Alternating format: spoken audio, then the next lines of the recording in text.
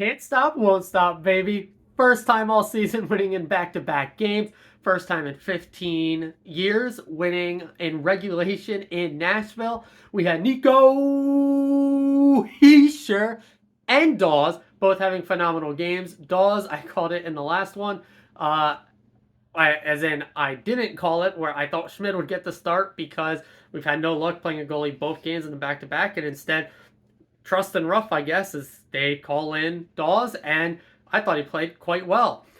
Timo finally gets the monkey off of his back. We had Jack playing for the most part pretty well. We'll touch on that in a second. And again, a all in all full team dominant effort. What was that? Over 50 shots in this one. Soros is again amazing. I mean, this we've seen Markstrom almost stand on his head against us. Soros almost stand on his head against us. Let's get one of these boys, but that's not what this video is about. So let's rewind a little bit and talk through this game. We had the first period where we absolutely dominated them, if not for the power play goal against. And to be honest, with how well the PK's been playing, I didn't see any super obvious things that stuck out to me on the first watch through on it. That was a just brain dead play that led to the goal against. Instead, it was just, hey, Nashville is going to score a power play goal. You're not going to have a 100% PK over forever. So, about 1-0 Nashville on the power play. You'll live with that. Then, multiple chances. Nico line was absolutely flying out there. Jack's line actually at 5-on-5 wasn't anything too crazy. But then the Timo line also flying all night, especially that first period and the second period. I thought they actually slowed down a little bit in the third period until there was one shift they were really good, and then the shift that they were really, really good. But yeah, that first period by our top 9 was phenomenal. I thought the fourth line was fine enough. I think in the second period they got exposed a little bit more. First period for sure as well, but just not as much because of how well we did dominate the entire first. But then we did get that 4-on-4 play with some luck because Nashville was ready to go back to the power play, and their dude waved off the other dude and then stayed on the bench while Soros was not even past his dots to get the too many men and move it to 4-on-4. Yes, please, thank you. We will absolutely take that. Start off with face-off, boys.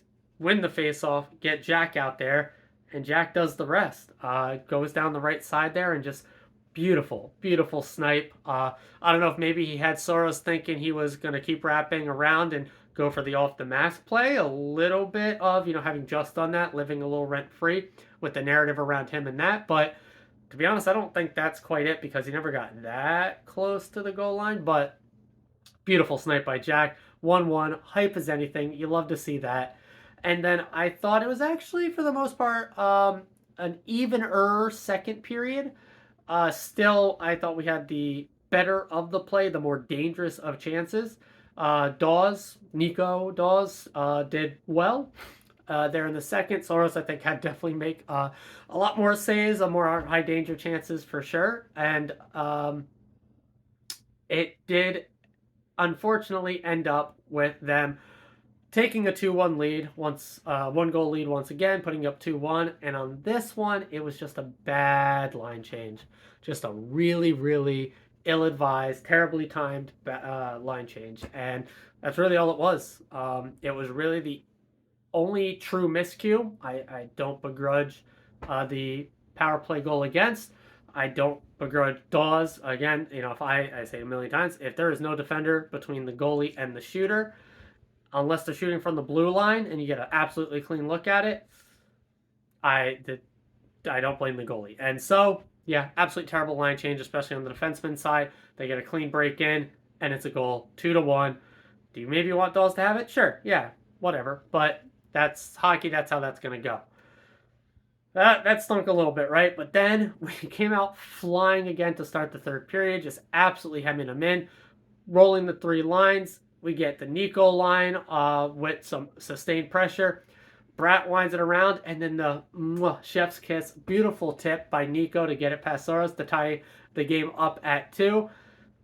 And we've just kept it rolling from there. I don't think Nashville had anything too high dangerous. Our PK came through once again. Our power play in this one, I guess I'll nitpick there a little bit, wasn't that great. I've talked about before, we have had some stretches, I mean, even before the most recent one where we finally broke the streak of not scoring on it, where I thought we had some very deadly power plays and it looked really good, really strong, just didn't get the puck in the net, which I'll live with. I'm much more of a process over, results guy. But in this one, the power play just was not clicking too much. If I had to make any change to it, personally, I'm probably putting Timo into Foley's spot. Don't touch another thing, and just seeing how that rides. Timo, we're gonna talk about him in a second. I'll get to that.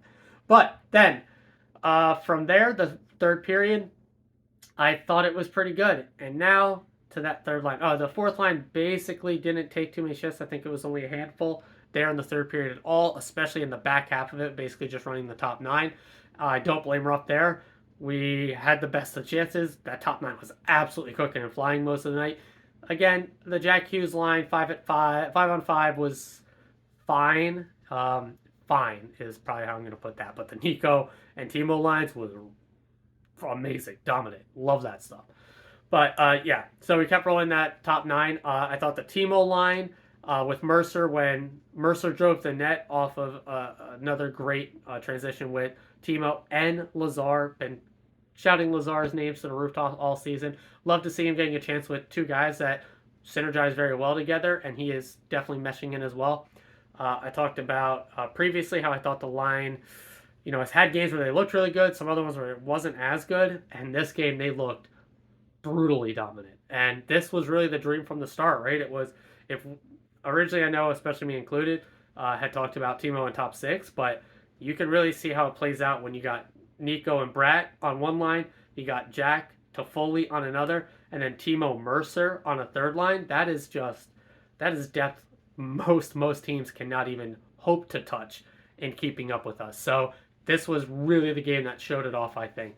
So now to the game-winning goal by the mentioned Timo Meier a few times now. Hey, just driving the net, getting the puck to the net. A great play by Nemec to pinch down on the boards a little bit, put the puck on net. It bounces around a bit. I don't think he ended up getting an assist on it. I'd have to double check, but you love to see it. Mercer was very close to having that one himself, but instead, I much rather Timo have gotten it there. Get the monkey off the back. Feel good about yourself. Come out and let's continue flying with that top nine for sure. Let Timo continue to take over shifts. Throw the puck at the net. Be the bulldog that we brought you in to be. And if he can keep ramping up, this is the team we were all excited for at the start of the season. And this stretch is all the optimism you could really want. On the defensive side, I thought Smith was good in his first game back. A little bit of rusty moments for sure, but all in all, did like to see that. No penalty taken was very good. Very sad to see Hataka go down. I thought he definitely deserved to be up. And hey, maybe he will be up sooner rather than later. But at the very least, he is waiver eligible. He can come up basically anytime. To have somebody like that down there, whether we have another injury, especially if we get Siegenthaler back, we can send somebody else down. Yada yada. It's good to have that depth down there. Know that you have that. Ball is a big piece for us. I know I would say Hataka's definitely been playing better than Ball, but it is very obvious why you're going to send the guy down that doesn't have to go through waivers, as opposed to having to send the guy DeSimone that we just picked up, who would have to go through waivers and would definitely get picked up, or trying to, you're not saying Ball down, he's claimed in a second. GMs and especially owners are very big on asset management, so Ball is definitely good enough that he doesn't you're not just benching him and then losing an asset for free to send somebody else down. So that's why that move was made. And I thought as a whole, the defense outside of the line change played very well. Really nothing to nitpick there as well. And yeah, you love to see it. That top nine, the Palat, Nico, Brat, Toffoli, Jack, Hollide, it does some good things there, but that's probably, the one weak point there. And then Lazar, I love Lazar, Timo Mercer looking good. So yeah, fourth line probably needs to be a bit better. The Jack line still needs to find it 5-on-5. It has not been dominance there, but it is still Jack Hughes. It doesn't have to be. You give him one shift at 4-on-4 and that's a goal. So we take those. And yeah, going to go ahead and call it there, guys. We got right back at it on Thursday against the Kings, who have been struggling, but they are going to come out hungry. I think Buffalo just put a 7-0 spot on them tonight. So remember the last time we played the Avalanche, I think it was, after they got absolutely blown out in a game, and they came out with something to prove. So the Kings were very, very, very good to start the year and have been on a massive slide since.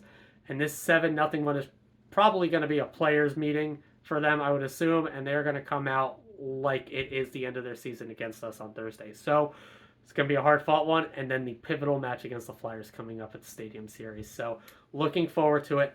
Very excited. Great stuff. We are just outside of the playoff race. Once again, we have some games in hand, but with the teams that are ahead of us, I do believe by the end of tonight, we still have ground to make up even with the games in hand. So we keep playing like this, it's not going to be a problem. I'll see you guys Thursday night, as always, and forever. Let's go.